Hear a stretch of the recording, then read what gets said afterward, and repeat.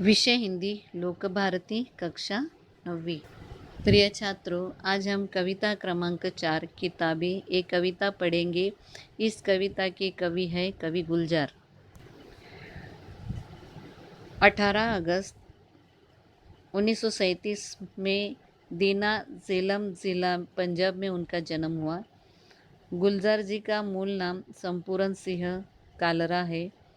आप एक कवि, पटकथा लेखक, फिल्म निर्देशक, नाटककार होने के साथ साथ हिंदी फिल्मों के प्रसिद्ध गीतकार हैं।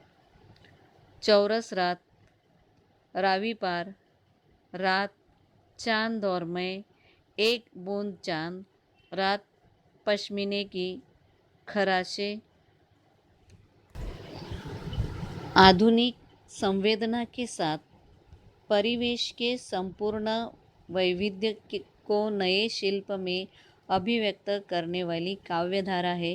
प्रस्तुत कविता में गुलजार जी ने पुस्तकें पढ़ने का सुख, कंप्यूटर के कारण पुस्तकों के प्रति अरुचि, पुस्तकों और मनुष्य के बीच बढ़ती दूरी और उससे उत्पन्न दर्द को बड़े ही मार्मिक ढंग से प्रस्तुत किया है। तो बच्चों, हम शुरू करते हैं किताबें कविता। किताबें झांकती है बंद अलमारी के शीशों से, बड़ी हसरत से तकती है। महीनों अब मुलाकातें नहीं होती, जो शामें उनकी सोहबत में कटा करती थी, अब अक्सर। कवि कहते हैं कि किताबें मनुष्य की साथी हैं, किंतु कंप्यूटर के अधिकाधिक प्रयोग के कारण इनमें लोगों की रुचि कम होने लगी है। अब स्थिति यह है कि ये किताबें बंद अलमारी के शीशे से झांकती है, बड़ी उम्मीद से शीशे के बाहर ताकती है मतलब देखती है। एक समय था जब मनुष्य को शाम के समय किताबों के संगत में उनका टाइम जो है या समय था वो व्यतीत होता था। अब स्थिति यह है कि महीनों तक मनुष्य और किताबों की मुलाकात नहीं होती। इसका मतलब है मनुष्य किताबों से बहुत बहुत बहुत दूर जा चुका है। गुजर जाती है कंप्यूटर के पर्दों पर, बड़ी बेचैन रहती है किताबें। उन्हें अब नींद में चलने की आदत हो गई है। जो कदरें वो सुनाती थी कि जिनके सेल कभी मरते नहीं थे, वो कदरें अब नज़र नहीं आती घर में, जो रिश्ते वो सुनाती थी।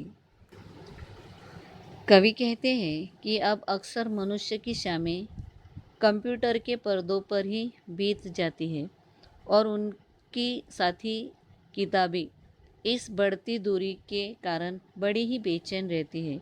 उन्हें अब नींद में चलने की आदत हो गई है, अर्थात किताबें लोगों को अब सपने में दिखती है।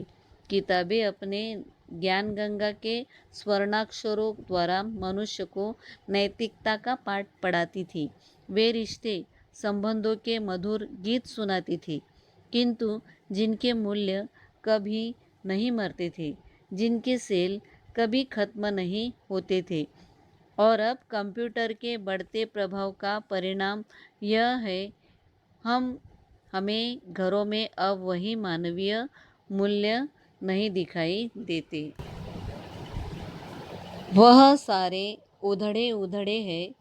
कोई सफ़ा पलटता तो एक सिसकी निकलती है, कोई लफ्ज़ों के मानी गिर पड़े हैं, बिन पत्तों के सूखे टूंड लगते हैं वो सब अल्फाज, जिन पर अब कोई मानी नहीं उगते। कवि कंप्यूटर युग में पुस्तकों और मनुष्य के बीच बढ़ती हुई दूरी का वर्णन करते हुए कहते हैं कि एक समय था जब ये किताबें हमारे साथ रहकर हमें हमारे रिश्तों संबंधों के बारे में बताती थी। वे सारे संबंध अब उधड़ गए हैं, टूट गए हैं। अब पन्ने पलटने पर हमारे गले से करुण सिसकी निकलती है, आँखों में आंसू आ जाते हैं। इतना ही नहीं, आज व्यक्ति और किताबों के बीच संपर्क का दायरा इतना सिमट गया है कि उनको शब्दों के समान मान सम्मान गिर चुके हैं। उनके शब्द अब बिन पत्तों के सूखे ठुंड से जीर्ण शीर्ण लगते हैं, जिनका अब कोई मतलब या अर्थ नहीं है। तो बच्चों, कुछ शब्दों के अर्थ हम देखते हैं। झांकती मतलब देखती है, हसरत उम्मीद, मुलाकातें मिलन, सोहबत संगत, गुजरना बीतना, कदरे मूल्य मायने, उधड़े उधड़े बिखरे हुए, सफ़ा पन्ना, एक एक, लफ्ज़ों शब्द, अल्फाज शब्द, मानी अर्थ या मतलब। तो इस कविता में किताबों के मन में जो दुख है, किताबें हम इंसानों से कैसे दूर दूर जा चुके हैं। आजकल हमारा ज़्यादा समय कंप्यूटर पे, संगणक पे ज़्यादा हमारा समय जो है बीत जा रहा है। और जो किताबें हैं हम लोगों को बहुत सारा ज्ञान देते थे, उस ज्ञान से हम थोड़ा बहुत दूर हो चुके हैं। यह दर्द कवि के मन में है और यही बताने की कोशिश, यही दर्द की कहानी बताने की कोशिश यहाँ कवि कर रहे हैं।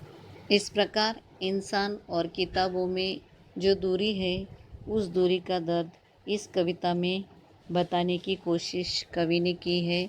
तो बच्चों, हमारा आधा भाग हो चुका है कविता का आधा भाग हम दूसरे वीडियो में देखेंगे। धन्यवाद।